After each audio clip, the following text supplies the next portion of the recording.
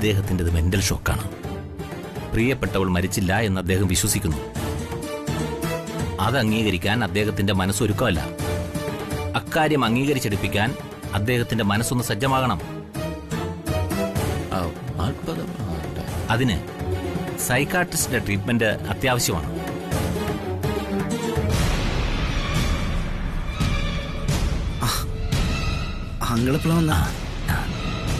ഞാനിപ്പോ വന്നതേ ഉള്ളൂ. അരവിന്ദ്, ഞാൻ വിഷമിപ്പിക്കുകയാണെന്ന് കരുതരുത്. പൊതുവെ ശാന്ത സ്വഭാവക്കാരനാണ് നിങ്ങളുടെ അച്ഛൻ തൃച്ചംബരത്ത് ശിവരാമകൃഷ്ണൻ. പക്ഷേ അദ്ദേഹം വയലന്റ് ആകുന്ന ഒരു കാഴ്ചയാണ് ഞാനിവിടെ കയറി വന്നപ്പോൾ കണ്ടത്.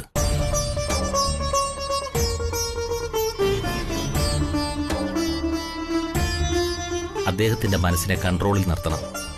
അതിന് അദ്ദേഹത്തെ ഏതെങ്കിലും ഒരു മെന്റൽ ഹോസ്പിറ്റലിൽ കാണിച്ചേ പറ്റൂ.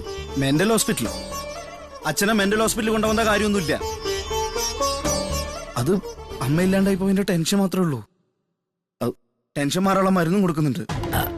അല്ല, ഞാൻ പറഞ്ഞതേ ഉള്ളൂ.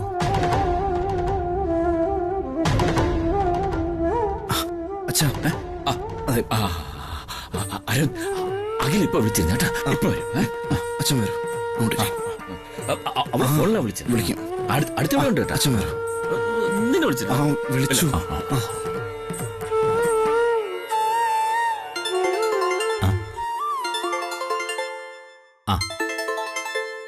നിന്റെ അമ്മയാ? മഹേശ്വരി, ഞാനിവിടെ എത്തി. മോളെ കണ്ടു. അവളുടെ അവസ്ഥ വളരെ പരിതാപകരമാണ്. ശിവരാമസാറിന്റെ സമനില തെറ്റിയിരിക്കുന്നു. പിച്ചും പേയും പുലമ്പിക്കൊണ്ട് അങ്ങോട്ടും ഇങ്ങോട്ടും നടക്കുക.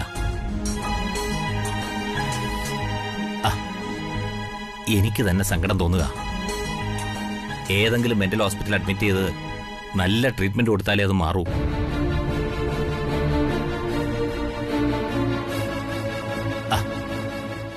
തൽക്കാലം എനിക്കിവിടെ നിന്നേ പറ്റൂ. ഇവിടത്തെ കാര്യങ്ങളൊക്കെ ഒന്ന് പരിഹരിക്കണം. എന്നിട്ടല്ലേ എനിക്ക് വരാൻ പറ്റൂ. ശരി ശരി. ഞാൻ വിളിച്ചോളാം വൈകുന്നേരം. ഓക്കെ.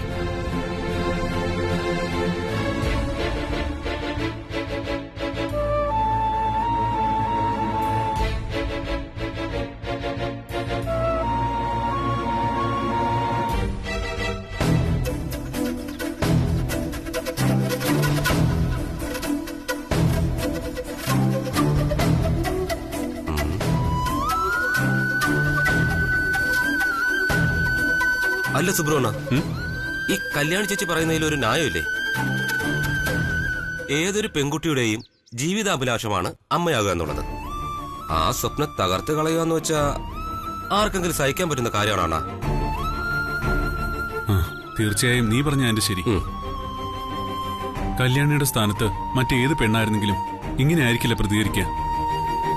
ഏതായാലും എന്റെ അച്ഛൻ ഇങ്ങനൊരു ഹീനകൃത്യം ചെയ്തു എന്ന് എനിക്കിപ്പോഴും വിശ്വസിക്കാൻ കഴിയുന്നില്ല. അത് നിനക്കെന്നല്ല, ശിവരാമൻ അങ്കിളിനെ അറിയാവുന്ന ആർക്കും വിശ്വസിക്കാൻ പറ്റില്ല. ശിവരാമൻ അങ്കിൾ മനഃപൂർവ്വം ചെയ്തായിരിക്കണമെന്നില്ല. അങ്കിൾ അറിയാതെ അങ്കിളിനെ മറ്റാർക്കെങ്കിലും ഉപകരണമാക്കിക്കൂടെ? അത് കറക്റ്റാ സുബ്രോണം പറഞ്ഞത്. അങ്ങനെ സംഭവിക്കാം. ഉദരത്തിൽ കിടക്കുന്ന കുഞ്ഞിനെ നശിപ്പിക്കാനുള്ള ടാബ്ലറ്റ് ശിവരാമ സാറ് വഴി കല്യാണി ചേച്ചിക്ക് കൊടുത്തതാകാനാണ് 100% സാധ്യത. അതെ, അങ്ങനെ തന്നെയാണ് സംഭവിച്ചിരിക്കുന്നത്. എന്തായാലും സ്വയം മരുന്ന് കഴിച്ച് സ്വന്തം കുഞ്ഞിനെ ഇല്ലാതാക്കാൻ കല്യാണി ഒരിക്കലും ശ്രമിക്കില്ലെന്ന് നമുക്ക് നന്നായിട്ടറിയാം. അപ്പോ ഇതിന്റെ പിന്നിൽ ഏതോ ഒരാളുണ്ട്. അതാരാണെന്നാണ് അണ്ണൻ കണ്ടുപിടിക്കേണ്ടത്. നിങ്ങളുടെ കുഞ്ഞിനെ നശിപ്പിക്കാൻ ഗുളിക നൽകിയ ആ ശത്രു തൃച്ചംബരത്തുള്ളവരോ പുറത്തുള്ളവരോ ആകാം. ആ ലേഡി ഡോക്ടർ സ്വാധീനിച്ച ഒരു വിഷയം നമുക്കറിയാൻ പറ്റും. അതെ, ആ വഴിക്കായിരിക്കും ഇത് സംഭവിച്ചിരിക്കുന്നത്. ആ ശത്രുവിനെയാണ് ആനന്ദ് തന്നെ കണ്ടുപിടിക്കേണ്ടതെന്നാ ഞാൻ പറഞ്ഞത്.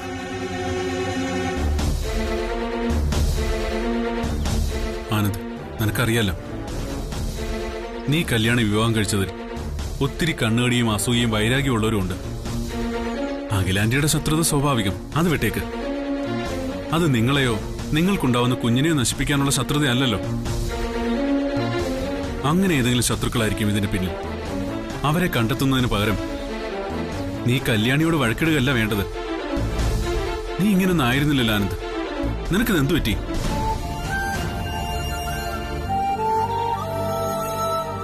നിന്നെ ഉപദേശിക്കാനുള്ള കഴിവൊന്നും ഉള്ളവനല്ല ഞാൻ.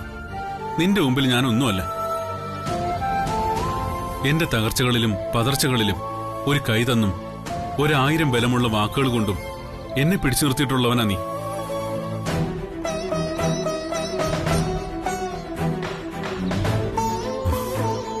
നിന്നോട് ചിലതൊക്കെ പറയാനുള്ള സ്വാതന്ത്ര്യം നീ എനിക്ക് തന്നിട്ടുണ്ട്. അതുകൊണ്ട് ഞാൻ പറയാ, കല്യാണിയുടെ മാനസികാവസ്ഥ കൂടി നീ മനസ്സിലാക്കണം. എന്നിട്ട് സ്നേഹം കൊണ്ടെല്ലാം പരിഹരിക്കണം. അണ്ണാ, ന്യായം ആരുടെ ഭാഗത്താണെങ്കിലും അത് നമ്മൾ അംഗീകരിച്ചു കൊടുത്തല്ലേ പറ്റൂ. വീരസാഹസിക പ്രണയകഥയിലെ നായികാനായകന്മാരാ നിങ്ങൾ. നീ കണ്ടെത്തിയ പെണ്ണ കല്യാണി. അവൾക്ക് ധൈര്യം കൊടുത്ത് കൂടെ കൂട്ടിയവനാ നീ. വീട്ടുവേലക്കാരിയായ ഒരു നാടൻ പെണ്ണിനെ താലി കെട്ടാൻ നീ കാണിച്ച ചങ്കൂറ്റത്തിനും നിന്റെ വിശാല മനസ്സിനും ഞാൻ നീ അറിയാതെ പലകുറി ആശംസകൾ നേർന്നിട്ടുണ്ട്. അതുകൊണ്ട് ഞാൻ പറയാ, പിണങ്ങരുതെന്നല്ല, പിണക്കമൊക്കെ ആവാം.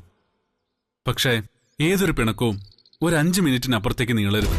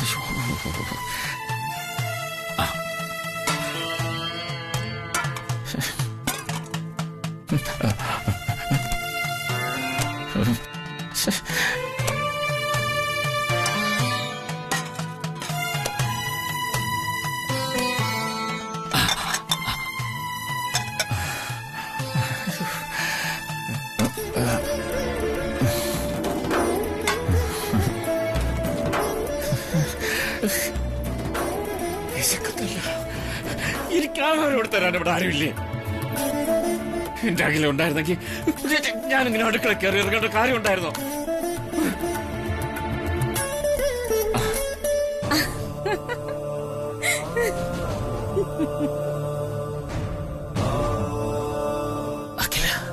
എന്താ കൃഷ്ണേട്ടാ? എന്താ അഖില, നീ ഇതെവിടെയായിരുന്നു? എന്നെ തനിച്ചാക്കിട്ട് നീ എവിടെ യാത്ര പോയത്? ഞാൻ തേങ്ങി വന്നല്ലോ. കൃഷ്ണേട്ടന്റെ അടുത്തല്ലേ ഞാൻ നിൽക്കുന്നത്? അതിപ്പോ നീ എത്ര ദിവസമായി എന്നെ വിട്ടു പോയിട്ട്? ഞാൻ നിന്റെ കണതാകെ വിഷമിക്കുകയായിരുന്നു.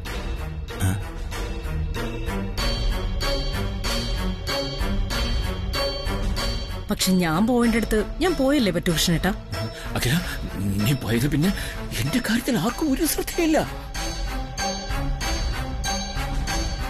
ഇതാ എല്ലാവരും പറയുന്നത്, സഹധർമ്മിണിയില്ലാത്ത ജീവിതം ചെറുകുറഞ്ഞ പക്ഷിയെ പോലെയാണെന്ന്.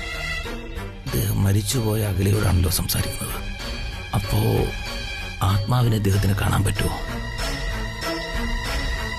ഞാൻ കൃഷ്ണേട്ടനെ വിട്ട് എങ്ങും പോവില്ല, എപ്പോഴും കൂടെ ഉണ്ടാവും. കൂടെ ഉണ്ടാവാനാകില്ല. നീ ഇനി എന്നെ വിട്ട് ഒരിടത്തേക്കും പോകരുത്. പോവോ അഖില? ഇല്ല ഇല്ല ഇല്ല, ഒരിടത്തേക്കും പോവില്ല, ഉറപ്പ്.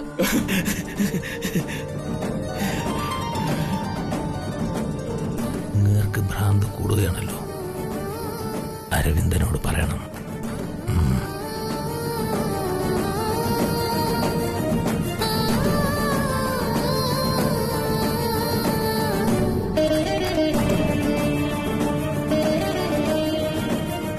അരവിന്ദ്, അരവിന്ദ്, അരവിന്ദ്.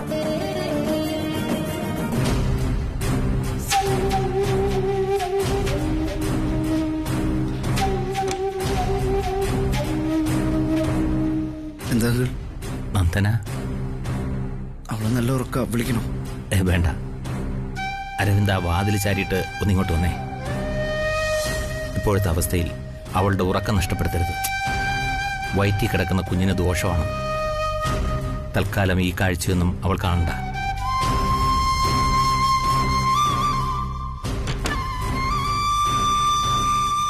എന്താ കാര്യം പറ. അരവിന്ദന്റെ അച്ഛൻ താഴെ കിച്ചണിൽ നിന്ന് ആരോടോ സംസാരിക്കുന്ന കണ്ടു.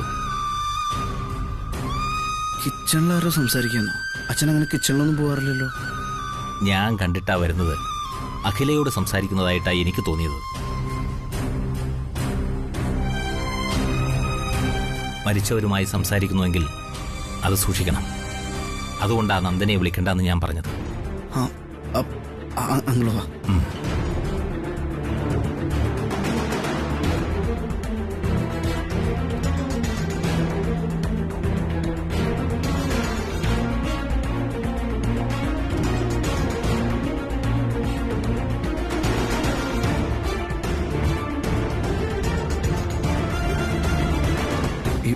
ഇവിടെ ഒന്നും ആരും കാണുന്നില്ലല്ലോ. അദ്ദേഹം ഇവിടെ ഒന്ന് സംസാരിക്കുന്ന കണ്ടിട്ടല്ലേ ഞാൻ മുകളിലേക്ക് ഒന്ന് പറഞ്ഞത്. എന്നാ നമുക്ക് അച്ഛൻ്റെ റൂമിൽ നോക്കാം.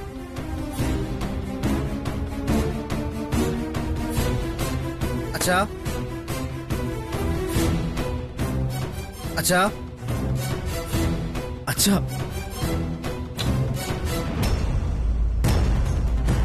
അച്ഛാ. ഉണ്ടോ? ഇവിടെ ഇല്ല.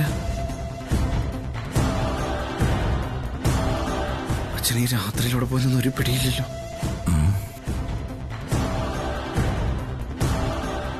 അച്ഛാ,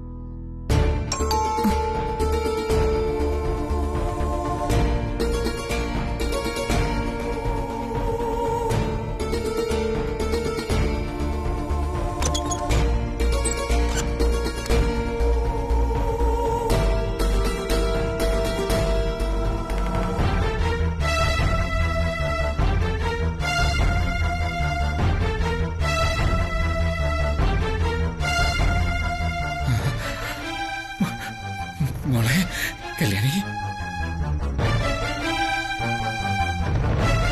നീ എന്ത് പണിയായി കാണിച്ചത്? നീ ഇവിടെ വന്നിരിക്കുകയാണോ?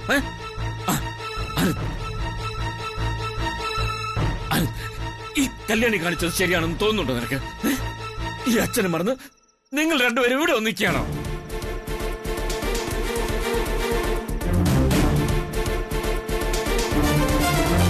കല്യാണി, എനിക്ക് വിശക്കുന്നു കല്യാണി. നീ അവിടെ ഇല്ലാത്തോണ്ട് എനിക്ക് ആഹാരം ഒന്നും ഇഷ്ടപ്പെടുന്നില്ല. ഒന്നിനൊരു രുചിയില്ല. നീ വേഗം അങ്ങോട്ട് വാ. നീ എന്താ കല്യാണി ഇങ്ങനെ നോക്കുന്നത്? നീ പേടിക്കൊന്നും വേണ്ട. അഖിലയാണ് നീ പേടിക്കുന്നതെന്ന് എനിക്കറിയാം. എന്നാ നീ പേടിക്കൊന്നും വേണ്ട. അഖില പറഞ്ഞിട്ടാ ഞാൻ വന്നത്. അഖിലയെ പറഞ്ഞത് നീ ഇവിടെ തന്നെ ഉണ്ടത്. സാറ് അകത്തേക്ക് വരൂ. സാറോ? ഞാനോ? നിനക്ക് ഞാൻ എന്നു മുതലാ സാറായത്? നിന്നെ ഞാൻ ഏത് സ്കൂളിലാ പഠിപ്പിച്ചത്? കേട്ടോ ആനന്ദ്, അവൾ പറഞ്ഞത് കേട്ടോ? അവൾ നിന്റെ അച്ഛനെ വിളിക്കുന്നത് സാറേ എന്ന്. സ്വന്തം ഭർത്താവിന്റെ അച്ഛനെ വിളിക്കുന്നത് സാറേ എന്ന്.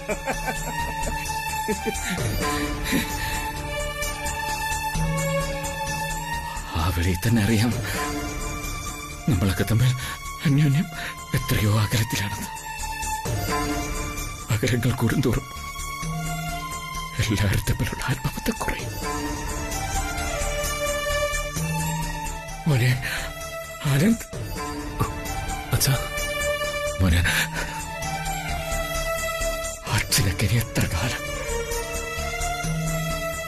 സമയമില്ല. നായികമണിയുടെ സ്പന്ദനത്താളം ആർക്കു വേണ്ടി കാത്തിരിക്കില്ല. അതവരാമ മുഴകയാണ്. പോകാനുള്ള ടിക്കറ്റ് എപ്പോഴാ വരികയെന്ന് ആർക്കറിയാം? ഓർക്കപ്പുറത്തായിരിക്കും വിളിക്കുക. വിളിച്ചാ പോയല്ലേ പറ്റൂ. അതുകൊണ്ട് കല്യാണി ഇനി പഴയ കാര്യങ്ങളൊന്നും പറഞ്ഞ് പിണങ്ങാനൊന്നും ആർക്കും നേരമില്ല. എല്ലാം മറക്കാം. അഖില ഇപ്പൊ പഴയ അഖിലല്ല. അവള് നിങ്ങളോടുള്ള പിണക്കൊക്കെ മറന്നു കഴിഞ്ഞു. അച്ഛാ, അതേ ആനന്ദ്. എന്താ ആനന്ദ് ഇത്? നിനക്കിനിയും നിന്റെ അമ്മയോടുള്ള ഭാഷ തീർന്നിട്ടില്ല അല്ലേ? അവള് നിന്നെ എത്രയേറെ സ്നേഹിക്കുന്നുണ്ടെന്ന് ഞാൻ എത്ര ആവർത്തി നിന്നോട് പറഞ്ഞിട്ടുണ്ട്. എന്നിട്ടും നീ അതൊക്കെ മനസ്സിൽ വെച്ചാലോ? രുചികരമായ ആഹാരം കിട്ടിട്ട് എത്ര നാളായെന്ന് ഞാൻ പറഞ്ഞപ്പോ അഖിലയെ നിർബന്ധം പിടിച്ചത്. കൈപ്പുണ്യുള്ള കല്യാണി വച്ചാലേ ആഹാരത്തിന് രുചിയുണ്ടാവുന്നു. കൃഷ്ണേട്ട ഓടിപ്പോയി കല്യാണി വിളിച്ചോണ്ട് വന്ന് അവളുടെ അനുവാദം കിട്ടേണ്ട താമസം. ഞാൻ പുറപ്പെട്ടു. എന്താ വരാത്തത്? നിങ്ങൾ വരുന്നില്ലേ?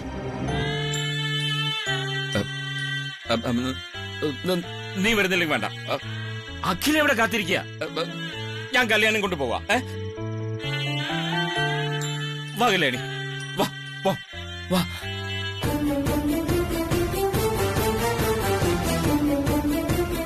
അച്ഛാ,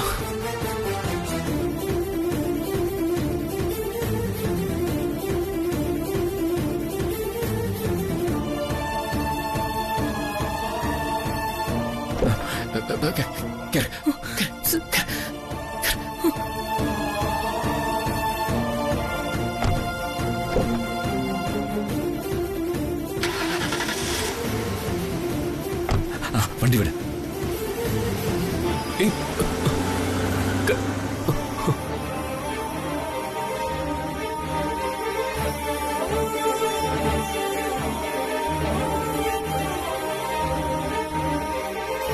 ബാസി, നീ വണ്ടി എടുത്ത് വേഗം വീട്ടിലേക്ക് വാ. ആ ശരി.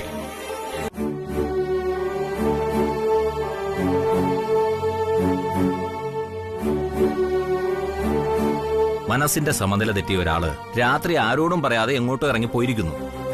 അദ്ദേഹത്തിന്റെ കാര്യത്തിൽ ഇവിടെയുള്ള ഒരാൾക്കും ഒരു ഉത്തരവാദിത്വം ഇല്ല. രാത്രി ഡ്രൈവറെ വിളിച്ചാണോ കാറെടുത്ത് പോയിരിക്കുന്നതെന്ന് ആർക്കറിയാം? ഇനി ഒറ്റയ്ക്കാണ് പോയതെങ്കിൽ എന്തെങ്കിലും സംഭവിച്ചാൽ നമ്മൾ എന്ത് ചെയ്യും? അച്ഛൻ അങ്ങനെ ആരോടും ചോദിക്കാതെ പുറത്തു പോകുന്നത് നമ്മളൊന്നും കരുതിയില്ലല്ലോ അങ്കിളെ. കരുതണം. മനോനില തകരാറിലായ ആളുകൾ എന്തും ചെയ്യും. ശിവരാമകൃഷ്ണന്റെ കാര്യത്തിൽ ഒരു തീരുമാനമെടുക്കേണ്ടത് നിങ്ങൾ മക്കൾ രണ്ടുപേരും കൂടിയാ. ആനന്ദ് ഇവിടെ ഇല്ലാത്തതുകൊണ്ട് തീരുമാനം അരവിന്ദന് എടുക്കാവുന്നതേ ഉള്ളൂ. ബ്രോ ഉള്ളപ്പോ ഞാൻ ഒറ്റയ്ക്ക് തീരുമാനങ്ങളൊന്നും എടുക്കാറില്ല. അങ്ങനെയുള്ള ഒരു പതിവൊന്നും ഇവിടെ ഇല്ല. പതിവുകൾ പലതും തെറ്റിക്കേണ്ടി വരും. ആനന്ദ് തൃച്ചംബരത്തോടകന്ന് മറ്റൊരിടത്താണ് താമസിക്കുന്നത്. തന്നിഷ്ടപ്രകാരം വിവാഹം കഴിച്ച് ഇവിടെ നിന്ന് ഇറങ്ങിപ്പോയാളാ. എന്നുവെച്ച് ബ്രോ തൃച്ചംബരത്തെ മൂത്ത മകനല്ലാതായി മാറുമോ? അങ്കിളെ, ഇവിടെ ഇപ്പൊ നമ്മൾ തമ്മിലൊരു തർക്കത്തിന്റെ ആവശ്യമില്ല. എത്രയും പെട്ടെന്ന് അച്ഛൻ എങ്ങോട്ടാണ് ഇറങ്ങിപ്പോയെന്ന് കണ്ടുപിടിച്ച് കൂട്ടിക്കൊണ്ടുവരണം. പക്ഷേ എവിടെ? കണ്ടെത്തിയാൽ മാത്രം പോരാ, അദ്ദേഹത്തെ എത്രയും പെട്ടെന്ന് ഏതെങ്കിലും മെന്റൽ ഹോസ്പിറ്റലിൽ അഡ്മിറ്റ് ചെയ്യണം. മനോനില തെറ്റിന്ന് പറഞ്ഞ അച്ഛന് ഭ്രാന്തൊന്നുമില്ല. അമ്മ മരിച്ചുപോയിന്ന് അറിഞ്ഞപ്പോ ഉണ്ടായ ഒരു ഷോക്ക് മാത്രമാണ്. അതിന് മരുന്ന് കൊടുക്കുന്നുണ്ട്. അത് പതുക്കെ മാറിക്കോളും.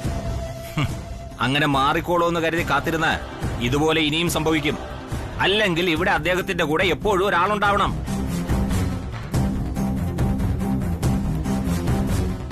എവിടെയെന്ന് പോയിട്ട് തിരക്ക് അദ്ദേഹമേ. എന്തായാലും നോക്കിയിട്ട് വരാം.